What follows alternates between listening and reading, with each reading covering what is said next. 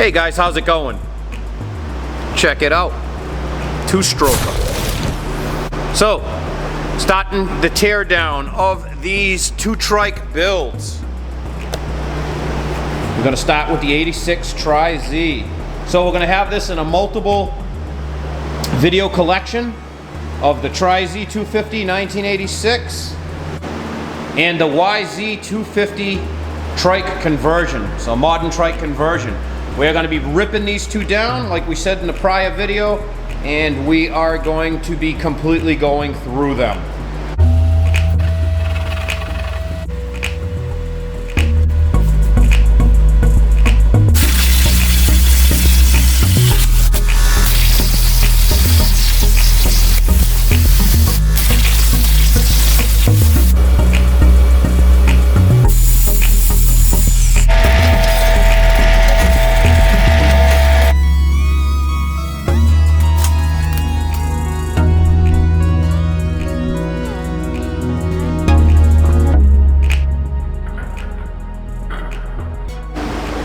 Okay, so we are going to start ripping down the 86 TRI-Z 250 first. We're going to be taking the two bikes, stripping them both down, and building them back up together. And the newer style YZ will look like the 86, and the 86 will be restored. Obviously, you saw the video before this. If not, go back into our listings and see the first video. This is video number 2, where we sold all the plastic, the original plastic, off of this bike. This is obviously new plastic that I just have sitting on here, but I want to just give it a walk around so you can see the condition of everything before we do the actual teardown itself. Everything overall is in decent shape. It's a good running three-wheeler. It's all here. I mean, it's just, you know, it's just old, beat up. Obviously, don't be looking at the new fenders. Those are the new fenders for the build on the way down. Original exhaust on it. Some homemade wheelie bar that we are going to be not using. And just so you can see the condition of this bike.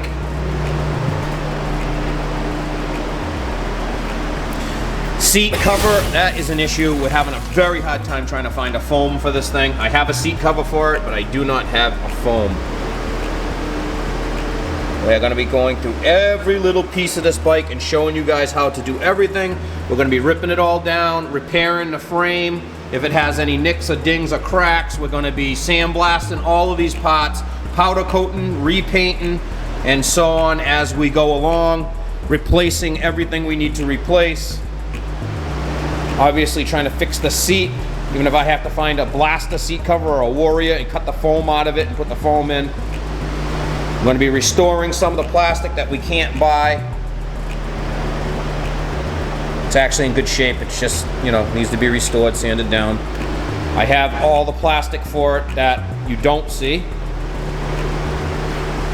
And we're going to start with this bike, and then once we get this one torn down in some parts, cleaned up, we're going to start ripping down the new YZ.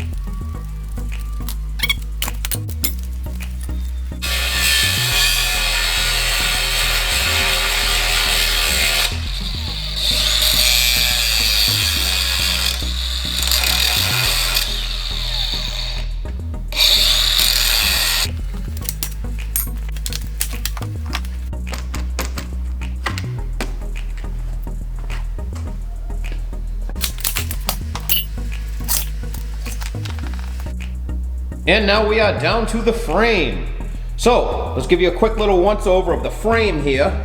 We are going to be having a frame full video coming up showing you how to tear the frame, well obviously tear the frame down, but how to look over the frame for any kind of damage. So you can see the damaged area right there. Any kind of damage, cracks, or issues with the frame, and we're going to fill this in. We're going to weld this, fill this in, smooth it out, and we are going to give you a full video of how to do all this and powder coat it. So when this frame is finished, nobody will know that anybody's ever been in here and touched anything. There will be no broken bolts, no cracks, no rust, no issues, and it will look like a brand new factory frame from '86 when we are done. So guys, now we have our bike completely stripped down. We are going to move on to the next step. We are going to start sandblasting all the parts that we're going to keep or reuse. We're going to inspect them all for damage, cracks, and so on, and then we can get them ready to prepare them for either paint, powder coat, or whatever we plan on doing with them. As of right now, we have a small amount of parts over here that are going to be sandblasted and reused. We want to use as much OEM as possible. Here you can see the gas tank skid plate. You can see the upper triple, the full exhaust we're going to sandblast. If there's any dents in there, we have dent videos on our page to get the dents out of pipes and so on, but if we have any in it, we're going to repair it. You can see our brake system here. This is our rear brake system. We leave our brake systems completely intact. This way we sandblast them all, take them all apart after the fact. This way we don't have any sand in any of the small crevices in between the seals, anything like that we're going to be pulling out. That's way everything is clean to begin with, and then we take it apart like that. In here you can see our brakes for the front and a bunch of little brackets and so on. Now we already got ahead and started sandblasting the motor. Again, we sandblast our motors complete. We tape off all the areas where there would be any kind of an issue, as in the water jackets, the spark plug we leave in, the exhaust port and the intake port. We put rags inside and then we completely wrap them with tape. Then we run the tape over the holes completely and rewrap it with tape so no sand can get inside the motors at all. And we sandblast them down and take the original paint off. All the way around, up, down, top, bottom, and inspect the lower cases and so on. This way we know exactly what we're working with before we get anywhere and before we rip anything down. Now on a bike like this, the motor is already a good running motor, has great compression, and is all there. So there's no reason to dip into this motor. I mean, we could put a couple of fresh seals in it if we wanted to, but at this point right now, we know it's a running, riding bike. We don't need to do that on this motor. So there's no need for gaskets, seals, or anything at this point. We are just going to tape it up and paint it. And it'll be ready for the reinstall, knowing that it was already a good running three-wheeler to begin with.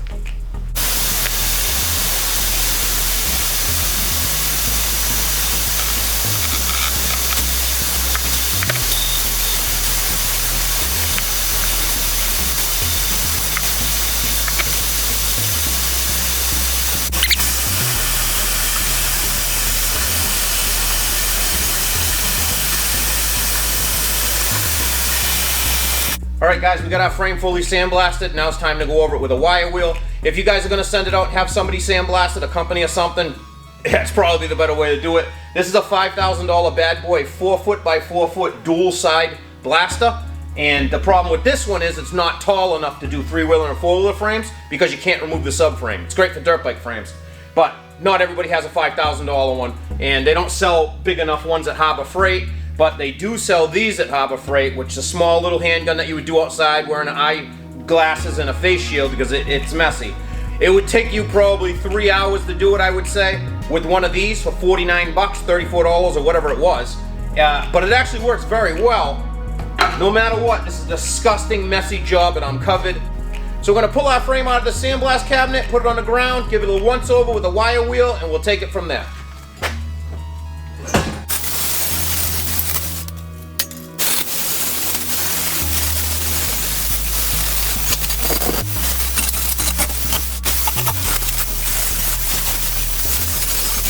Alright guys, now that we got our frame sandblasted and wire wheeled all cleaned up, you can see our bottom frame rails have nicks and dings in them from normal riding, which this thing's actually in very good condition. That's only for 1986. That's the worst one, and it's really not that big, you see. But I mean, it's something. So we're gonna show you guys how to fix up and clean up all this rough edges so it looks factory before we get any further with the paint, powder coat, or whatever next step you're gonna take. We're gonna teach you how to do this one. And that, guys, is the end of part 2 of the TRI-Z YZ 3-wheeler build-off. So you can see the frame is over here against the welder, so it must mean we're going to be fixing the frame up. And on one of the upcoming videos real soon, we're going to be stripping this one down to the frame, the same we just did in this video. We're going to be stripping this thing down, showing you guys some custom stuff, and we got to weld on the aluminum frame and so on. So if any of you guys are possibly thinking in the future of taking a dirt bike and transforming it into a 3-wheeler and doing a modern trike conversion, this video is coming up, should help you a lot, show you what we're doing. We're going to make custom subframe, airbox, so on. We're going to weld tabs on the frame and things, and then when we powder coat the frames, we're going to do them together. We're going to put it on 2 stands, and we're going to build both bikes together. And this way, you know, you can have a following right through every single thing that we did. Guys, like and subscribe, follow the channel, please. We're trying to grow the content of this channel. We're trying to grow the channel, and you know, stay tuned for video 3.